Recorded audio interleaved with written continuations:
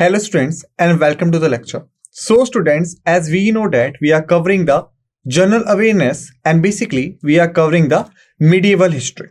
Okay. So in medieval history, that was the topic which we are covering. Medieval history. Okay. In medieval history, we have discussed so many sections so far, like the Mughal Empire, you can say Delhi Sultanate, like the origin of Islam and other things. All right. But right now, what we are required to study is that the Muslim introduction to Indian subcontinent. Okay, that is very important from the medieval history point of view. All right. For example, we can say if that's what the Saudi Arabia, okay, and thereafter that is a India. So Saudi Arabia lies in the West Asia, okay, whereas India lies in a East Asia. Okay, so Islam or the Muslims, you can say, originated here. Origination of Islam. Okay, so how these rulers came to India and how they established their rule in India. That what make us very curious about learning of Arabian and Turkish invasions. Okay, so now here you will get some kind of doubt that okay, we are aware about the word Arabian because Saudi Arabia is basically talks about the Arabia. Okay, we had also discussed these things while we were discussing about the origin of Islam. Okay, but what about the Turkish? Are they Muslims also? Yes, they were Muslim also, or you can say it was the sect born from of Arabians. How? I will tell you. Okay, so basically these two segments, Arabians and Turkish, how they came to India and how they established their rule. Okay, so basically in order to discuss the Muslim invasions, we have to understood the three facts that the first Muslim invasion was carried out by whom? Arabians. Okay, Arabians were the first Muslim invaders. Okay, followed by Turkish. Okay, thereafter followed by Afghanistanis, and thereafter followed by Persian. So not three facts but four facts. Okay, so that is the series of Muslim invasions. Arabians, then comes the Turkish, then comes the Afghanis, and then the Persians. All right.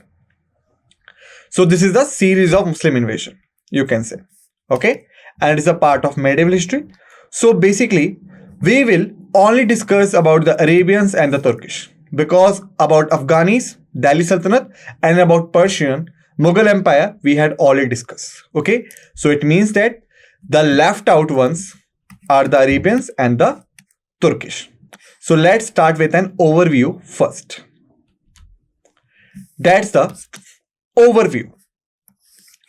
First Muslim invasion of India by Arabs.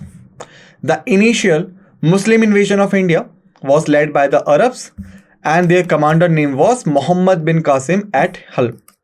Okay, this historic event took place in 711 AD and resulted in the conquest of Sindh. All right, so basically if you draw the map of India, okay, like this one, this is a map of India.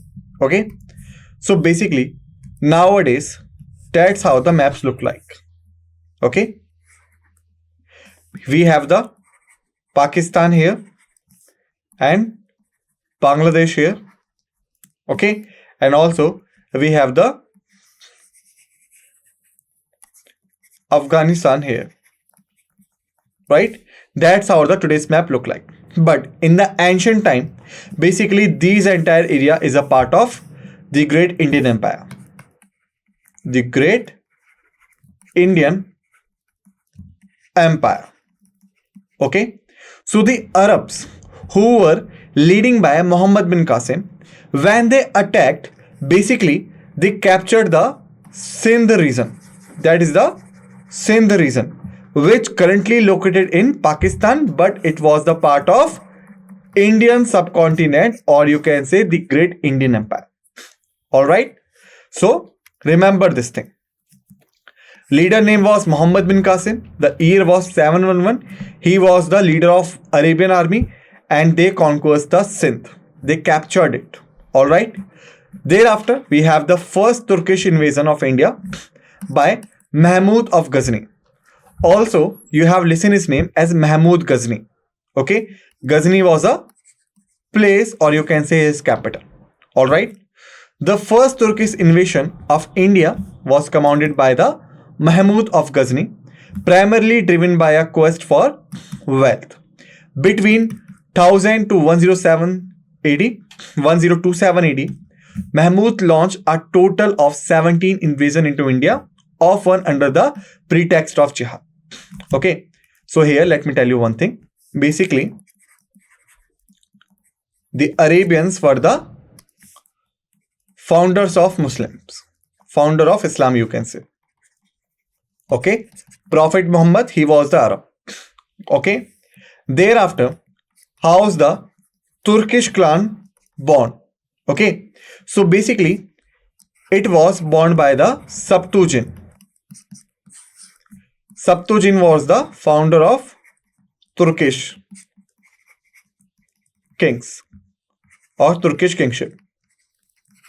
Okay, Septuagint get separated from the Arabians and found a new clan called Turkish. Alright, and Mahmud Ghazni or Mahmud of Ghazni was the son of Septuagint. Okay, so please keep this thing in your mind. Arabians were the founder of Islam. Septuagint was the founder of Turkish clan. Okay, he separated himself from the Turkish clan, and Mahmud of Ghazni was basically his son. Alright, so Mahmud of Ghazni during the time period of this time 1000 to 1027 AD launched a multiple attacks, or you can say almost launched 17 attacks on India. Okay, for wealth, because as I have told you, there was a concept of raiding and looting. Okay, they raid the empires, they looted the wealth and go back to their place. Okay, for this he called jihad. All right, after them there is a series of invasions. Mahmud of Ghazni initiated his first invasion of India in 1001 AD, marking the beginning of a series of campaigns aimed at accumulated wealth and resources from the Indian subcontinent. Okay, so keep this thing in your mind. Alright, starting with mohd-bin-qasim, followed by Mahmud of Ghazni, and then so on. Alright, now let's move forward. The first we have Arabians. Okay, so Mahmud Qasim, beginning part. Mahmud ibn Qasim, or Mahmud bin Qasim, you can say. Mahmud ibn Qasim was an Arab army commander who served the Umayyad Caliphate. He is renowned for leading the Muslim conquest of Sindh during the Umayyad campaigns in India. As we know that Umayyads were founded by the relatives of Uthman.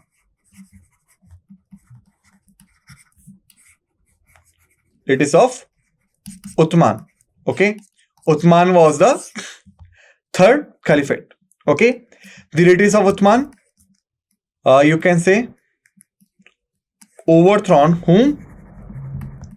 They overthrown Ali. Okay, and thereafter they captured the throne. So Mohd-bin-Qasim basically served their army. Okay, he is renowned for leading the Muslim conquest of Sindh during the Umayyad campaigns in India. All right, so thereafter, when you can say when the suppose this is an Arab, when the Islam captured the Arabian land, okay, in order to enhance their resources and preaching of the religion, they started moving here and there.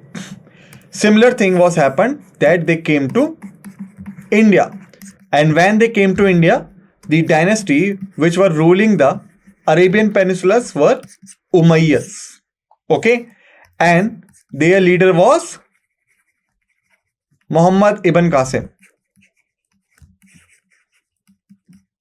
Okay, so this is the flow chart. That was the Arabia. They moved to the India under the Umayyad dynasty, and their commander was Muhammad ibn Qasim. Got it? Thereafter, establishment of Arab Sindh. His military endeavors resulted in the establishment of Arabian Sindh and the annexation of the region from the Sindhi Brahmin dynasty and its ruler Raja Dahir, who was later decapitated with his head sent to the Al-Hajjaj ibn Yusuf in Basra. Okay, so basically what happened when the Arabians attacked Sindh? Okay, so Sindh was basically under control of whom? Dahir. Okay, Dahir was the Brahmical ruler. He was the Brahmical ruler. Okay, and Arabians were basically the Muslims. So when they attacked Sindh, they basically fought with Dahir. Okay, and they defeated Dahir in the Battle of Sindh. Okay, this leads to the establishment of Arabs on the Sindh. Dahir was decapitated and his head was cut off from his body and sent to Al-Hajjaj ibn Yusuf in Basra, who was the governor on that time. Okay, he was the governor of Baghdad. All right, so that was happened in the Battle of Sindh. Thereafter, third part we have is the capturing of Arur. Muhammad ibn Qasim captured Arur, then capital of Arabia. Okay, making the first successful capture of Hindu land by a Muslim leader, and usuring is Muslim in India. Okay, so basically when the Muhammad Qasim was expanding his military endeavors into the territory of India, thereafter they captured the Arur. Okay, Arur nowadays lies in the northwestern frontiers of Pakistan and Afghanistan. Okay, Arur was captured by them, and thereafter they make it the capital of Arabia. All right, and this basically marking the first successful capturing of Hindu land by the Muslim leaders. Okay, and this leads to the Muslim preaching in Indian subcontinent. All right, thereafter we have the youthful conqueror. He was a remarkable Umayyad general who achieved this conquest at the young age of 70, following in the footsteps of Alexander by introducing a new faith and culture to the Indus Basin. What does it mean? Let me tell you.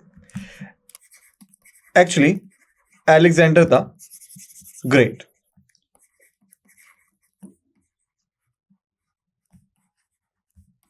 Alexander the Great. Always you have listened his name as Sikandar, or some areas like Sikandar Mahan. Okay, Alexander Great. He was only 20 years old when he launched his global campaign to capture the nearby areas. Okay, in order of doing this, he basically came to India, fought a famous battle of Hydaspes, Battle of hypophysis,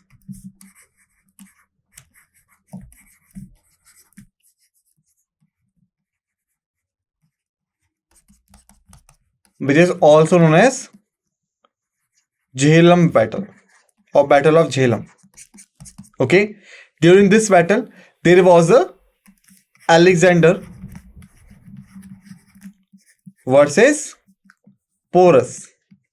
Okay, and then Porus was defeated and Porus joined Alexander. Okay, that was happened. So Alexander was only 20 years old when he launched this campaign, and thereafter they captured the Sindh. Similar thing was happened with the mohd-bin-qasim. He was only 17 years old when he launched this campaign and captured the Sindh province. Okay, and this introducing a new faith and culture to the Indus Basin. Similarly, like the Greeks did. When Greeks captured the Sindh, they basically starting influencing their Greek culture over the pre-existed culture of Sindh. Alright, so remember this point also. Now let's move forward. Thereafter, what we have the Chachanama. Chachnama, basically you can say. What do you mean by Chachnama? Muhammad bin Qasim is mentioned in the Chachnama between 709 to 711 CE, when he was appointed by Hajjaj, who was the governor of Baghdad, Iraq on that time, okay, to lead an expedition against Sindh. Okay, Qasim was Hajjaj's nephew and a capable commander, and started with the mission to conquer Sindh, which was meticulously planned. So remember, Muhammad bin Qasim was only 17 years old. He was a nephew of Hajjaj or Al-Hajjaj ibn Yusuf, who was the commander of Iraq or governor of Iraq, you can say. He appointed Qasim to conquer the Sindh for meaning of wealth. Okay, and then we know that Muhammad bin Qasim meticulously planned this expedition, launched the attack, successfully captured the Sindh, captured Dahir, cut off his head, and then sent it back to the Iraq. And that's how they established the first Muslim capital into the India. Alright. Thereafter, we have the Battle of Reward. It is very, very famous. Okay. Muhammad bin Qasim fought against Dahir, the ruler of Sindh. The battle, as we know, Qasim versus Dahir. So where did this battle actually took place? This battle basically took place in Reward, or Reward you can say. Okay. Muhammad bin Qasim versus Dahir, the ruler of Sindh, or you can say he was the Brahminical ruler of Sindh on that time. A Brahmin named Dahir was defeated and Sindh and Multan had been taken off. Both the regions, the Sindh and Multan, they both today lies in the current Pakistan. Okay. And Multan was dubbed the city of gold by Muhammad bin Qasim. Okay. So when he captured the Multan, basically he called it as a city of gold because of the gold reserves and other things they found there. So remember the details of the Battle of Reward. It was between Qasim, Dahir. Dahir was a Brahminical Hindu ruler. Qasim was a Muslim ruler. Qasim defeated Dahir, captured the Sindh and Multan. And when they captured the Multan, Dahir saw the gold and said it's a city of gold. Alright. Thereafter, administration system in Sindh. Okay. Administrative system in Sindh. After the conquest of Sindh, the region came under the governance of the Arabs, following a pattern similar to what Arabs conquerors employed in other regions they had subjugated. Okay, so basically what they did, the Hindus or locals, okay, thereafter the Arabians. That was the pattern they had adopted. So basically the locals or the Hindus, they will be in state services,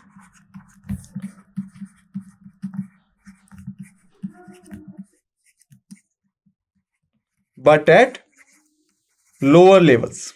Okay, whereas the Arabs, will be in state services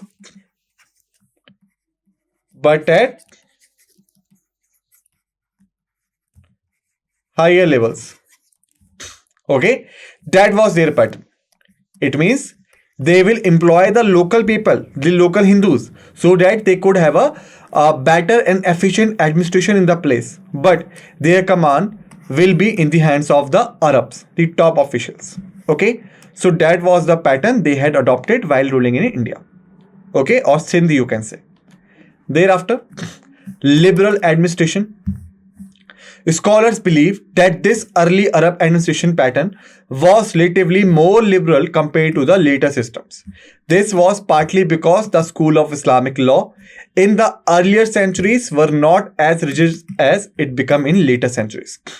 Okay, so basically, when they captured the newly territories, they were not likely to impose the Muslim laws like Sharia, like Hadith, like you can say other things. All right. Instead of this, basically, they tried to formulate a mixing thing. Okay, it means took something from the local laws, took something from the Islamic laws, and then mixed them together. Okay, for the better efficiency, and everyone should be happy. That was their main plan. But in the later centuries, when they got some power, some of them were not in favor of the liberalism. As a result of this, basically they become radicals. Okay, so you can say when the Arabians captured the Sindh and Multans, they adopted the liberal principle for the you can say administration of the place instead of adopting some other facts and figures. All right, that was the main thing.